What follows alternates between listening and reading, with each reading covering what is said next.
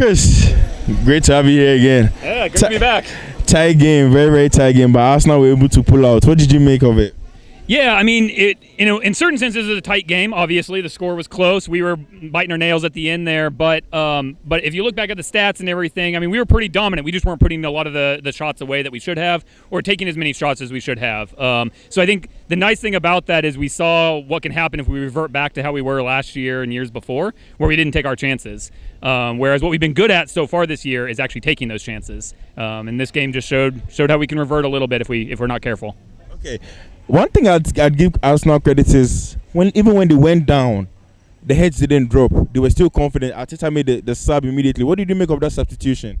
Yeah, the sub was a really smart move, and I think one really amazing thing to see this game was last year we only came back to win once, right? And we already now did it once this season, and we have plenty more games to go. But as soon as we threw on an attacking player like Eddie Nketiah, it didn't look like we just didn't know what to do. It instead looked like we knew exactly what we needed to do, and we're going to achieve it. So I think there's a really good mentality being displayed by the team this year. Eddie, I felt his cameo was very good, and as I told everybody else, but I also felt he couldn't finish. What was the problem? What do you think is going on? Yeah, I mean, I think that he wants to show how good he can be again, right? I mean, he was good for us at the end of last season, and so I think he feels like, he's only getting a little bit of time each of these games, so he wants to be able to show how good he is. So I think snatching at his chances a little bit, but it's really nice to see what great positions he's getting himself into. He'll finish those, he was getting himself in really good spots. He was making a nuisance of himself against the defense and everything, so that's wonderful to see. Gabriel made a mistake, but he scored a winner. What did you make of him overall today? What did you make of the mistake, especially?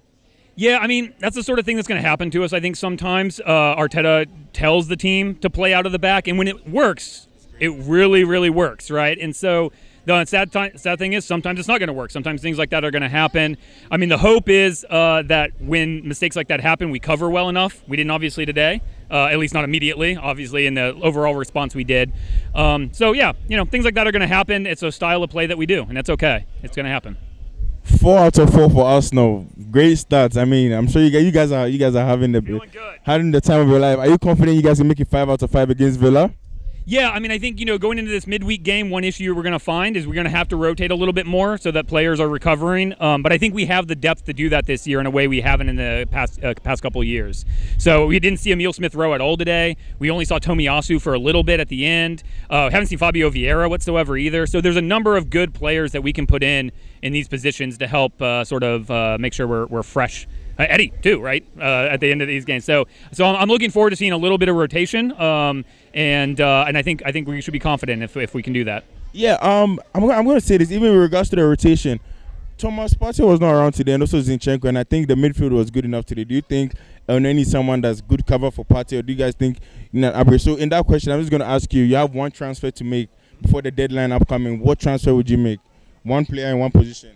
Yeah, it's a little hard to decide because I want to know what the plan is with Fabio Vieira first, because Fabio Vieira he played on the right wing in a U21s game, so that means he might be cover for Saka more so, but we know he can play in midfield too. So we're looking at a right winger or winger more generally, and we're looking at a central midfielder, but which one we want sort of depends on where Fabio Vieira really fits in. So I think that makes it a little harder for me to figure out. I basically trust Arsenal to make the decision for us, but of the two players we're mostly linked with, Tielemans or Neto. I'm more excited by Neto, but I think Tielemans adds something interesting to the team as well in midfield. Last question for you today. Who was your man of the match today?